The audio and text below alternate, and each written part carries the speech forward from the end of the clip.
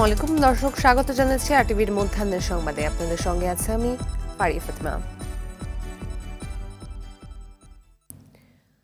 ফরিদপুরের শহরতলির কানাইপুরের দিকনগর এলাকায় পিকআপ ভ্যান ও বাসের সংঘর্ষে ১৩ জন নিহত হয়েছে। দুর্ঘটনা আহত হয়েছেন ৪ জন। সকালে সদর উপজেলার কানাইপুর ইউনিয়নের তেঁতুলতলা অ্যাবলুম হাইওয়ে রেস্টুরেন্টের সামনে এই দুর্ঘটনা ঘটে। নিহতরা সবাই পিকআপ ভ্যানের যাত্রী। পুলিশ জানায়, ঢাকা থেকে ছেড়ে আসা মাগুরাগামী ইউনিক পরিবহনের সঙ্গে ঢাকাগামী একটি যাত্রীবাহী পিকআপের মুখোমুখি সংঘর্ষ হয়।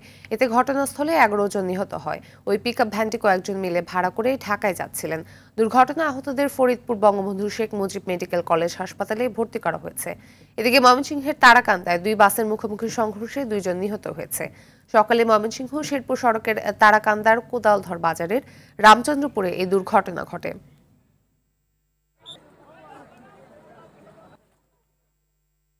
এই যে একটি হৃদয় বিদারক ঘটনা। অলরেডি আমরা এখানে জানেন যে এই ১১ জন যে স্পট এখন পর্যন্ত ১৩ জন মৃত্যুবরণ করেছে। এই যে হৃদয় বিদারক ঘটনা, মনে করি যে এই সড়কটাকে আরো বেশি প্রশস্ত করে এবং আবার ডিভাইডার করে লেন করে যদি আলাদা আলাদা গাড়ি চলার ব্যবস্থা করে দিলে তাহলে এই দুর্ঘটনার হাত থেকে মানুষ সামনে আরো রক্ষা পাবে। দর্শক, এই বিষয়ে বিস্তারিত জানাতে ফরিদপুর থেকে আমাদের সঙ্গে সরাসরি যুক্ত হচ্ছেন সহকর্মী জাকির হোসেন। জাকির, ফরিদপুরের সড়ক দুর্ঘটনায় নিহতদের পরিচয় পাওয়া গেছে কিনা, আর আহতদের অবস্থা কি? দুর্ঘটনার জন্য দায়ী কে বলে মনে করা হচ্ছে?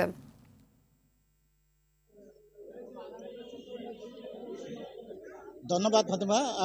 আপনার মাধ্যমে জানাইতে চাই যে ফরিদপুরের সকালে কানাইপুরের দিননগরে একটি মর্মান্তিক সড়ক দুর্ঘটনায় ঘটনাস্থলেই ১১ জন এবং হাসপাতালে আনার পথে আরো ২ জন নিহত হয়। মোট ১৩ জন নিহত হয়েছে। এদের ৫ জনের বাড়ি বুমারি আর অন্য বাকি জন ফাটাগায় এবং এদের পরিচয় মোটামুটি গেছে। এরা বোয়ালমারি থেকে ফরিদপুরে ডিসি অফিসে একটা ত্রাণের টিন ঘূর্ণিঝড়ে যে ক্ষতিগ্রস্ত ত্রাণের টিন নেওয়ার জন্য আসতেছিল। এই প্রতিমধ্যেই আপনার এই দুর্ঘটনা ঘটে। এখন পরিবারদের কাছে এই লাশ হস্তান্তর হচ্ছে। জেলা প্রশাসন এবং পুলিশ প্রশাসন দুটি পৃথক পৃথক তদন্ত কমিটি গঠন করেছে যে কি কারণে এই দুর্ঘটনা ঘটতে পারে, এবং যারা প্রত্যক্ষদর্শী তারা জানিয়েছে অতিরিক্ত গতি এবং রাস্তা বাঁকের জন্যই এই দুর্ঘটনা ঘটেছে এবং জেলা প্রশাসনের প্রত্যেক পরিবারে লাশ দাফনের জন্য ২০,০০০ এবং নিহতদের ৩ লাখ এবং আহতদের আর্থিক সাহায্য দেওয়ার জন্য কথা বলা হয়েছে। এবং এদিকে লাশ অলরেডি হস্তান্তর প্রক্রিয়া চলছে। আমি এখন ফরিদপুর বঙ্গবন্ধু শেখ মেডিকেল কলেজ মর্গে আছি। এখানেই লাশ পরিবারদের কাছে একে একে পরিচয় নিশ্চিত করে হস্তান্তর করছে। ফাতেমা, ধন্যবাদ। ডক্টর মোহাম্মদ ইউনূসের স্থায়ী জামিন দেয়নি শ্রম আদালত। তার অস্থায়ী জামিন ২৩ মে পর্যন্ত বাড়ানো হয়েছে। সকালে শ্রম আপিল ট্রাইব্যুনালের বিচারক এম.এ. আওয়াল এই আদেশ দেন। এর আগে সকালে শ্রম আপিল ট্রাইব্যুনালে ডক্টর ইউনূস সহ সাজাপ্রাপ্ত গ্রামীণের ৪ কর্মকর্তাই জামিন আবেদন করেন। শ্রম আপিল ট্রাইব্যুনালে বারবার আসতে চান না ডক্টর ইউনূস, সে কারণে স্থায়ী জামিন আবেদন করেন তিনি। ডক্টর ইউনূসের আইনজীবী ব্যারিস্টার আব্দুল্লাহ আল মামুন এই আবেদন দাখিল করেন। গত ২৮ জানুয়ারি শ্রম আইন লঙ্ঘনের অভিযোগে দায়ের করা মামলার রায় চ্যালেঞ্জ করে নোবেলজয়ী অর্থনীতিবিদ ডক্টর মোহাম্মদ ইউনূস সহ ৪ জনকে জামিন দেন শ্রম আপিল ট্রাইব্যুনাল।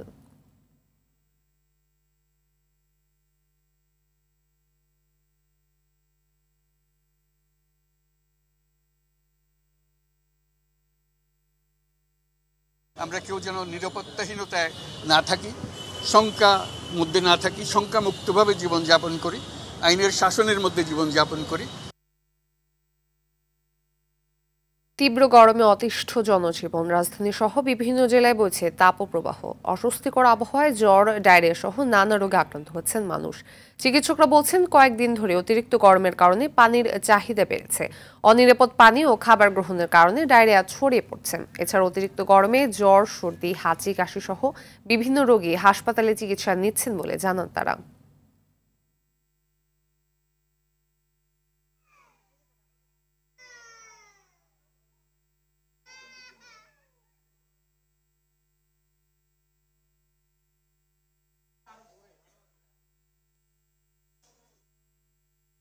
এ বিষয়ে জানাতে মুগদা জেনারেল হাসপাতালে রয়েছেন সহকর্মী রফিকুল ইসলাম। রফিক, হাসপাতালে রোগীদের চাপ কেমন দেখছেন? এছাড়া চিকিৎসকরাই বা কি বলছেন?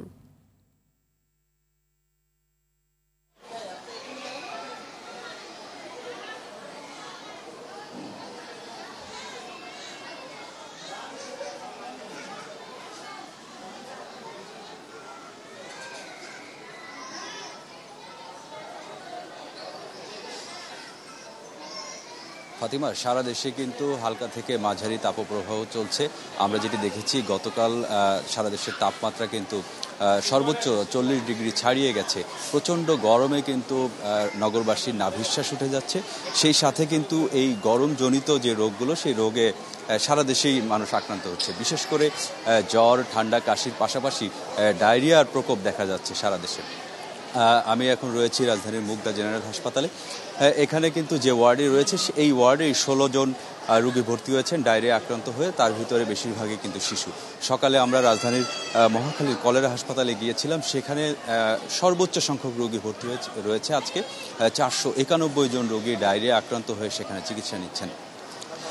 আপনি দেখতে পাচ্ছেন আসলে হাসপাতালের চিত্রটি, বেডের পাশাপাশি মেঝেতেও কিন্তু চিকিৎসা দিতে হচ্ছে। স্বাভাবিকভাবেই 500 শয্যা বিশিষ্ট হাসপাতালে সবসময় 200, 300, 400 জন রোগী কিন্তু অতিরিক্ত চিকিৎসা নিচ্ছেন এই হাসপাতালে। এই চিত্র কিন্তু শুধু রাজধানীর মুগদা হাসপাতালে না, সারা দেশেই কিন্তু একই অবস্থা। গরম বাড়ছে, গরম বাড়ার কারণে যে রোগগুলো হচ্ছে, বিশেষ করে চিকিৎসকরা যেটি বলছেন, গরমের কারণে আসলে পানির চাহিদাটা বাড়ছে এবং পানি মানুষ বেশি পরিমাণে খাচ্ছে এবং সেক্ষেত্রে দেখা যাচ্ছে যে অনিরাপদ পানি পান করছে। আমরা রাজধানীতে যেটি দেখি সাধারণত সড়কে যারা চলাচল করে, রাস্তার পাশে যে শরবতের দোকানগুলো রয়েছে সেখান থেকে শরবত কিনে খায় অনেকে, এছাড়া ফুটপাত থেকে ফল কিনে খাচ্ছে। এছাড়াও ফুটপাতে যে খাবারের দোকান রয়েছে সেসব খাবারের দোকানগুলো থেকে মানুষ প্রতিনিয়ত কিন্তু খাবার খায়। আর এই প্রচণ্ড গরমে যখন এই খাবারগুলো মানুষ খাচ্ছে তখন কিন্তু ফুড পয়জনিংয়ের মাধ্যমে এই ডায়রিয়ার প্রকোপ বাড়ছে, ফলে কিন্তু হাসপাতালগুলোতেও রোগীর চাপ বাড়ছে। সব মিলিয়ে চিকিৎসকরা যেটি বলছেন, এখন যেহেতু প্রচণ্ড গরম, চেষ্টা করতে হবে যেন আমরা পানিটা যেটা খাচ্ছি সেটা যেন নিরাপদ, এটা যেন নিশ্চিত করা যায় এবং বাইরের খাবার থেকে যতদূর দূরে থাকা যায় সেটা আসলে রোগীর জন্য ভালো, সাধারণ মানুষের জন্য ভালো। তাদের পরামর্শ এই বেশি বেশি করে পানি পান করতে হবে এবং এই পানি যেন বিশুদ্ধ হয় সেটি নিশ্চিত করতে হবে। ফাতিমা, এই ছিল আসলে রাজধানীর মুগদা হাসপাতাল থেকে সর্বশেষ তথ্য। ধন্যবাদ। দর্শক, ধানমন্ডিতে প্রধানমন্ত্রীর রাজনৈতিক কার্যালয়ে কথা বলছেন আওয়ামী লীগের সাধারণ সম্পাদক ওবেদুল কাদের। সরাসরি যুক্ত হচ্ছে সেখানে। ফিরতি পথে মহাসড়কে যানজট তেমন একটা নেই।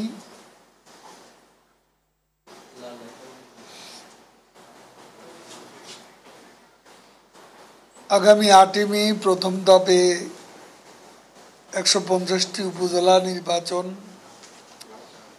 হবে, যেখানে দলীয় প্রতীক থাকছে।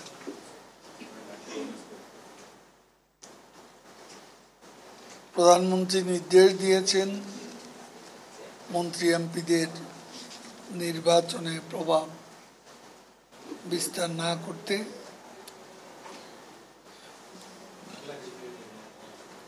নির্বাচন যাতে সুষ্ঠু, শান্তিপূর্ণ পরিবেশে অনুষ্ঠিত হয়,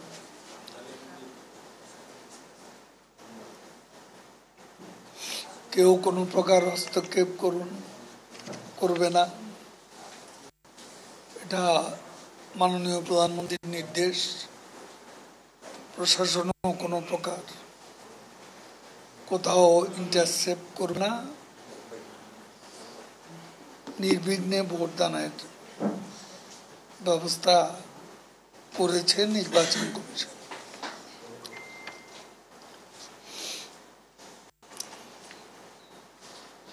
বিএনপি প্রকাশ্যে উপজেলা নির্বাচনে বিরোধিতা করলো, আমাদের জানা মতে স্থানীয় পর্যায়ে তাদের অনেকেই নির্বাচনে অংশ নিয়েছে। দর্শক, এতক্ষণ কথা বলছিলেন ওবেদুল কাদের। দর্শক, ঢাকা রিপোর্টার্স ইউনিটিতে মিট দ্য রিপোর্টার্স অনুষ্ঠানে কথা বলছেন বাণিজ্য প্রতিমন্ত্রী আহসানুল হক টিটু। আমরা সরাসরি যুক্ত হচ্ছি সেখানে। সাপ্লাই চেনের আমরা ব্যবস্থা করতে পারি। মাননীয় মন্ত্রী, আমার নাম রোকন মাহমুদ, আমি বিজনেস পোস্টে কাজ করি।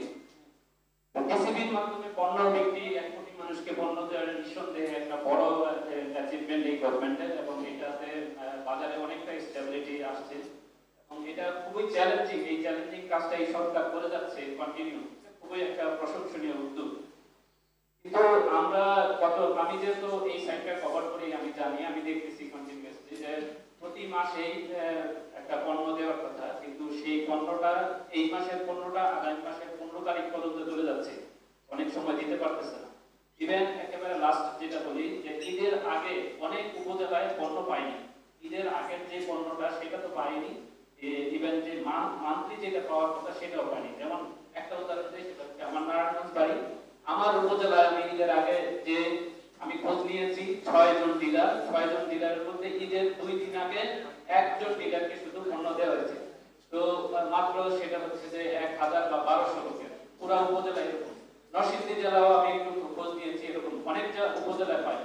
আমার কোশ্চেনটা হচ্ছে যে এই যে পণ্যের সরবরাহ, টিসিবির মাধ্যমে পণ্যের সরবরাহের মাঝে যে ডিসরাপশন হচ্ছে, এটার কারণটা কি? বা আসলে কি এই সেন্ট্রাল থেকে পণ্য ওই উপজেলা জেলাতে যাচ্ছে, কিন্তু জেলা থেকে ডিস্ট্রিবিউশনটা সেরকম হচ্ছে না, নাকি আসলেই সেন্ট্রাল থেকে পণ্যগুলো যাচ্ছে না, সরবরাহটা দিতে পারতেছে না? এটা একটু বলবেন অথবা একটু দেখবেন। টিসিবি নিয়ে আর কারো যদি থাকে একবারে উত্তর দিয়ে দিব।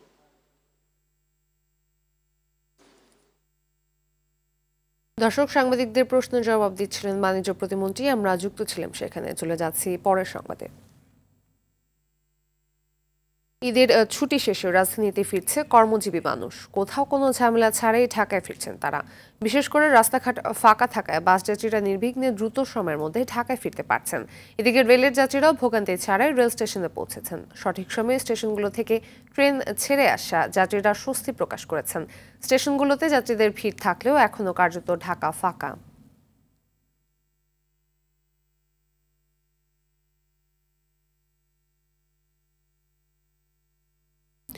মধ্যাহ্নের সংবাদ পর্যন্তই। সর্বশেষ সংবাদ জানতে যেকোনো মোবাইল ফোন থেকে 24141 নম্বরে ডায়াল করুন। দুপুরের সংবাদ মতো 2টায় দেখার আমন্ত্রণ রইল। ধন্যবাদ সবাইকে।